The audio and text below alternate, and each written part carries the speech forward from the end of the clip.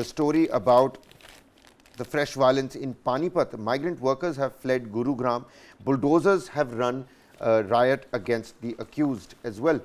Haryana riots, first FIRs against hate posts, 2,000 clips that are currently under the lens. So, when you're looking at the Nuh social media trigger or the Gurugram social media trigger or the Haryana social media trigger, 2,000 of those clips are under COPS's lens. 4-member panel to monitor the social media. That's what's been constituted, and call to offer Friday prayers from home. So, the Friday namaz is essentially going to be taken up from home. I'm sure this element is another one of those elements that is not going to go down well with the heavily Muslim dominated areas for sure. As nearly vacant parking lot near Sector 29 in Gurugram on Thursday, as most offices stayed in work from home mode.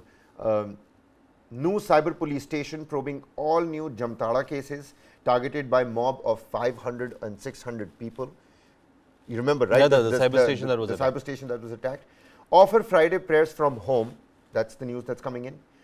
Says Gurugram Imam and Muslim groups. It's not coming in from the administration. The Imam and the Muslim groups have now come in and they're saying, how about you offer prayers from home? 100-strong mob that attacked a mosque in Gurugram on August 2nd, led by a group from Tigra village 2 kilometers away. But more importantly, some visuals and videos that were doing the rounds on social media had these vigilantes with their mouths covered and roaming around in autos, stopping and checking for IDs of people on the road, asking them whether they're Hindu or whether they're Muslim. I mean, what's all that about? When I looked at that visual and that imagery, it was, I think, a News Laundry journalist that's put out that video, who was trying to go to the shanties, try to talk to the people. The shanties, again, a heavily Muslim dominated area, and he spoke to some people there. Those houses have been burned, they've been vandalized, and they've constantly been asked to move away from there. They've been asked to simply just go away, just leave the place and go. And the reporter himself was asked, Hindu hai ya Musalman hai? And he shows his ID card, and the people in the auto give him a thumbs up for him being a Hindu, and then they said, Chal beta, you be on your way, you be off on your way. I'm saying, what's essentially happening, Varghese? That is how we call polarization and to an extent ghettoization actually happening. And of course, here the Tribune has spoken about bulldozer justice. Houses of 250 violence accused raised belongs to mobsters, stone pelters who attacked the yatra, is what is being said.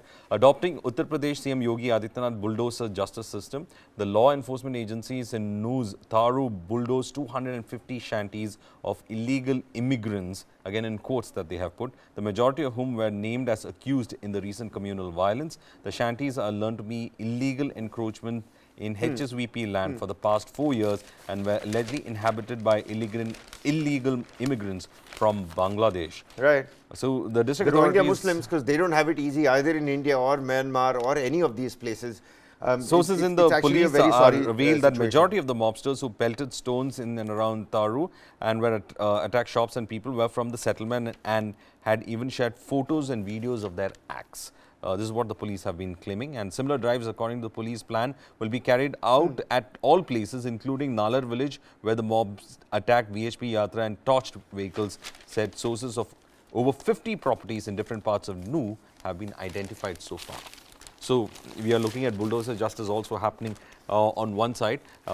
We are looking at what they claim, and I like the way the Tribune has in fact used the way the quotation marks especially, and also the way they have put the quotes in with regarded to illegal immigrants and the shanties and the accused and such.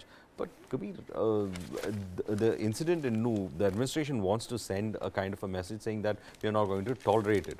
But does that give a blanket accusation point as to such that will they go, targeting people like this in a manner that would actually send out that message? Because at the end of the day, everyone wants to quell the violence as fast as possible. But this is an issue that might be coming in because it is being said it's coming from one particular area. It says here, and again Times of India have put in a nice infographic. It says where the violence broke out Duty magistrate and Nuh cops rescue 30-40 yatra participants stranded inside the temple, which was surrounded by a mob of 400 to 500 people. There's a temple, there's the new bus stand. It's got the old bus stand over there, right next to it. And the new rural cyber police station is also there. So the old bus stand, you can see the visual over here. After a mob attacks their vehicle, additional chief judicial magistrate and a 3-year-old daughter take cover. Remember, we were speaking about it, yes. Then the bus stand in Nuh. Around 5-6 cops, including Constable Neeraj, are on their way to rescue Manesar DSP's team when they also come under attack by a group of 6 constables and escape with minor injuries. In the police station in Nuh, mob of 500 to 600 surround the station while 20 cops are trapped inside. FIR numbers have been given: 253 location cyber police station, 257 location Anaj Mandi gate, FIR number 261 location Nuh bus stand, location old bus stand Delhi Alwar road. The FIR that is been filed here, it's near temple near Nuh Chowk. Meat shop was damaged, a dhaba set on fire, asked name and then attacked. See exactly what I was talking about. We've come to that where people are asking you for your surname, trying to assess whether you're a Muslim or a Hindu, and that's when you're going to be attacked or not. This is what we've come to. The vandalism, the arson that we're looking at, times are certainly not right, Varghese. And I mean, I'm scared for my family members and my loved ones to be stepping out. Well, for how long will you work from home? The bus that was rammed into the boundary wall of the cyber police station in Nuh. Take a look at this visual, the picture, the bus. The bus was rammed into the cyber police station. This question about this attack on the cyber police station has been, we've been speaking with our experts and guests as well. What all of them have been saying is that there is something about this particular aspect of attacking the cyber police station, because a lot of cases from Nuh, especially related to cyber crimes, were lodged in that cyber station. And why would this cyber police station be targeted by this mob? Because one, I was asking that question whether you can delete the data. He said, well, to a large extent, there could be files that would be there, evidence that would have been there. But if it was with regard to data evidence, of course, that would be stored in various servers and you can retrieve them. But here, in this case, he also said that there should be a proper investigation only on the attack on the cyber police station. Because in the entire scheme of things, I mean, the larger riots that were happening, this particular police station was in fact targeted. People are leaving Gurgaon. A lot of migrants are leaving. Not the Gurgaon we know. Shaken by the communal clashes, they leave. Some executives and families have moved to Delhi hotels. Others consider relocating altogether for good. But the prime concern here, Varghese, is that originally from West Bengal, Nishar Ali and his brother Rustam were returning to their shanty in Palda Dhani when they were stopped by 4 or 5 youths. They alleged the youths asked their names and then thrashed them with sticks. They were allegedly told to leave the city too. A case was registered at Badshahpur police station, but we all know where exactly these bulldozers are running at this point. Meanwhile, the corporate hub has taken a hit. So there is a complete ripple effect. Number one, there is physical damage. Number two, you've got vandalism and arson against a targeted group. Number three, it's gotten completely communal, and there is no news in the fact that it is complete lawlessness and lapses by the local administration on the ground. On the other hand, now take a look at the ripple effect. The economy takes a hit, corporate hub takes a hit. All these people that are living in the shanties are essentially house helps or residential helps for people who are living in these residential areas. So they can't go to their work because they've been categorically asked to leave. So many children that are now going to be out of school, their education affected. All the people, the rich folk staying in Gurgaon are saying that this is not the Gurgaon that we know. They are shaken, they've moved into the Delhi hotels.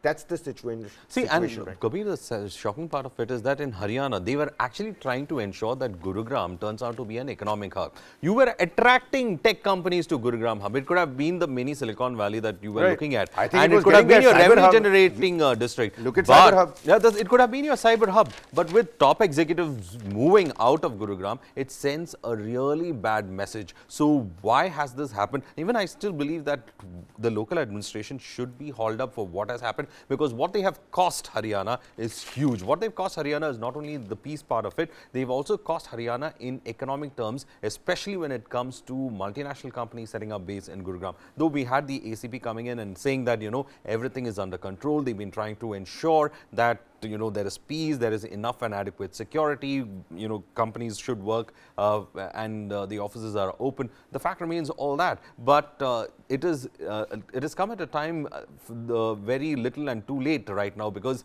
right now what we are seeing is this complete exodus of people, as you rightly pointed out, and the long-term economic effects on that business district is something that we need to explore.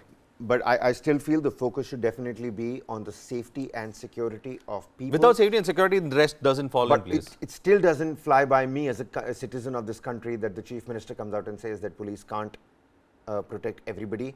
On the other hand, take a look at what's happening on the ground. Now, IDs are being checked, and you're being asked your name to identify what community, what religion you belong to, whether you'll be spared or not. That's not the country that I envision for my offsprings. That's not the country that I envision for my loved ones to be stepping out of their home.